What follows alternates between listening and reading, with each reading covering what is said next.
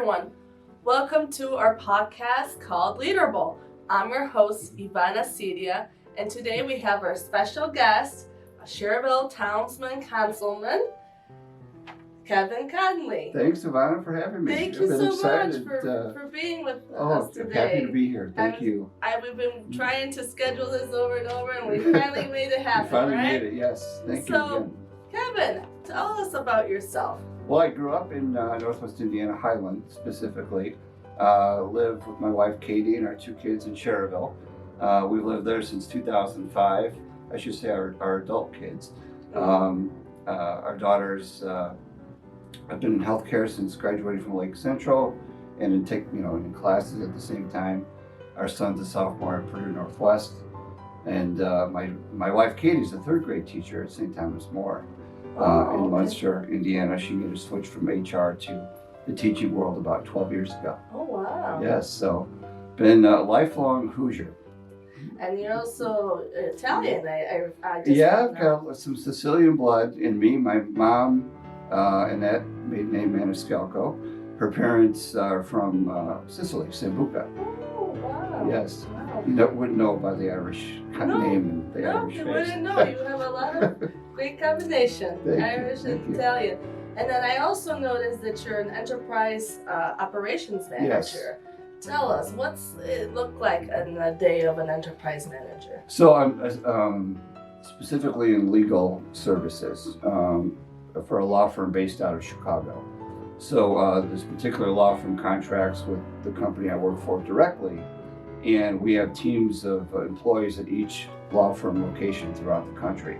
So I have national responsibility for our operations, our SLAs, to making sure we're meeting our contractual goals, hiring, employee development. It's kind of like being the CEO of my own company, basically. Oh, wow. There's a lot of autonomy with the position, and then some travel, comes with it. But it's a fun job. And I've been in legal for a long time. Wonderful. What does a town council member do, an award do? So there's 5 of us in Schererville. We each represent a ward. You have to live in that ward when you run for council, but you represent the whole town. It's an at-large position, really. But what do we do? We're the legislative body, for the town, but we're also public servants. We oversee police, fire, parks, public works, every town department, we oversee. But I think the best public servant is indeed being a public servant, and not coming into the role with your own ideology. Because you've got to be there to serve. You've got to be very pragmatic in how you govern the town. But most importantly, you got to listen to your residents. And you've got to be responsive. Exactly. Yes, and I tend to respond, very quickly. If there's more legwork that has to be done, certainly there's follow-up. But I think if you enter the role with having that mindset, you're going to succeed. Because if you go in with your own ideology, it's not going to work. It's not going to work, and residents are going to see right through that. And going to my next question, Yes. What got you to get involved in public service? Well, when my wife and kids were moving from Illinois back to Indiana, we were only there 2 years. I expressed an interest to my friend, now Senator Dan Darnell, that I'd love to get involved, somehow with the town. And he said, well, you've got to meet then Councilman Hal Slager. And he gave me his phone number, so I called Hal. I said, hey, Dan gave me your number. I'm really interested in getting involved. And he said, well, I could really use some help with my re-election. This was 2006. So he came over to the house, and when he left, I was his vice precinct committeeman. I still don't know how that happened. But he pulled me in, right away. So I helped him with his campaign, and he was reelected. And then he had asked if I had any interest in being on our park board. I said, sure.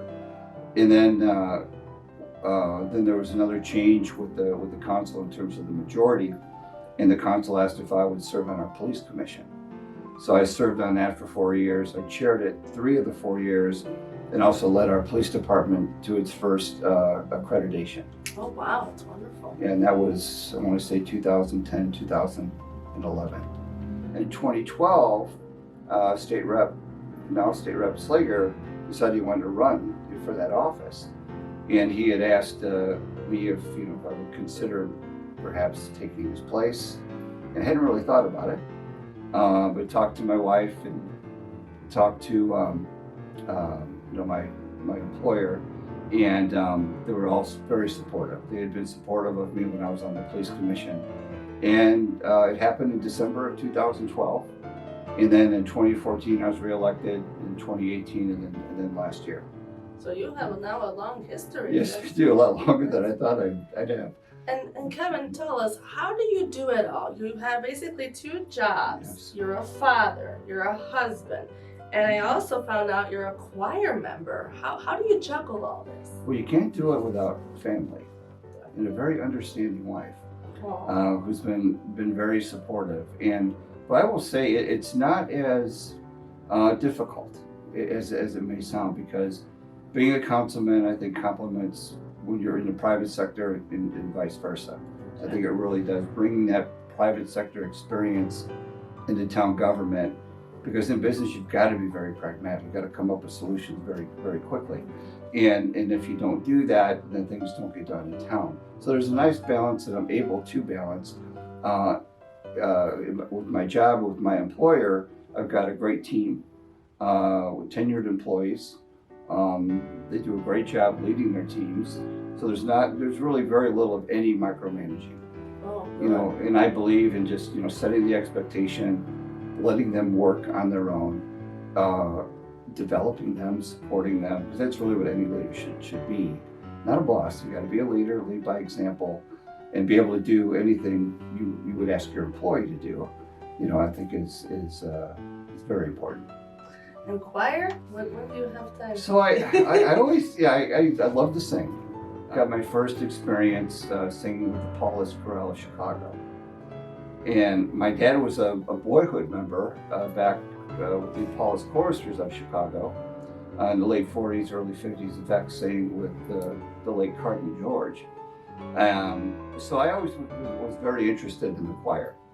And so I always went to all the choir events with my mom and brothers. And then my dad directed the group, the alumni group. We lost him in '97, unfortunately. Then I started singing with the group unofficially. And then learned a part and sang with the choir after that. In fact, our director at St. Thomas War, where I sing with our scholar group, I asked her to help us rehearse for our Paulist Choir Last Hurrah in 2017. And she came to Chicago and she really helped us. And she didn't know I was singing with this group.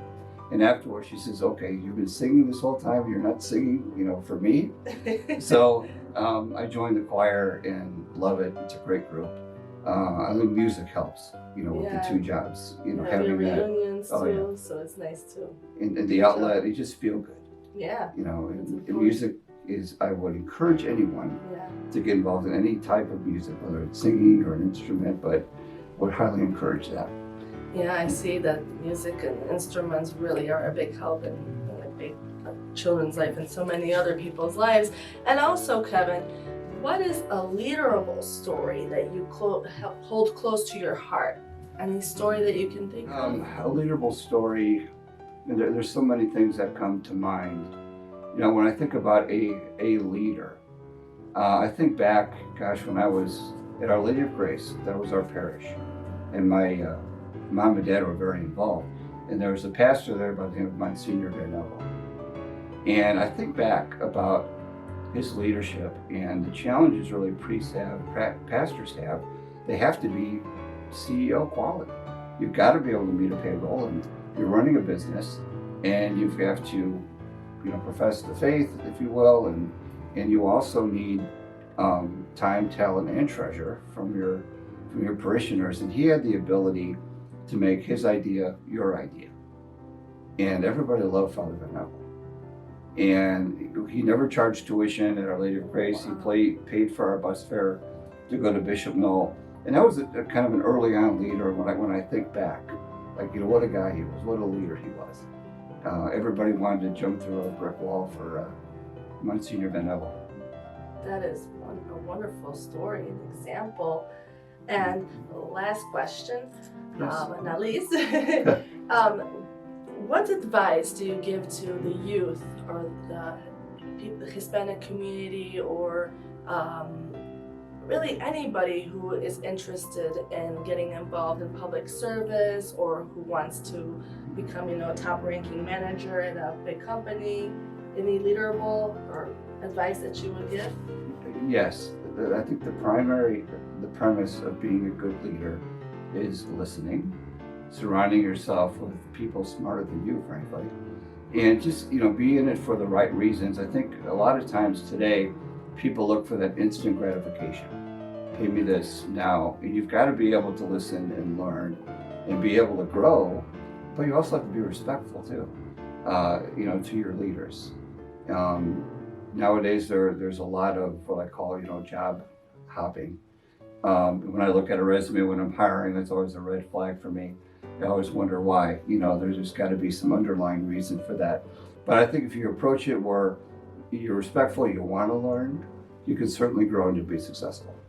That's a wonderful piece of advice for anybody, really. Well, thank you so much for your time, Thanks for Kevin. having me. Thank you for being with us. And for more information on our podcast, please visit us at www.leaderable.com. Thank you for being with us today. Have a wonderful day. Ciao.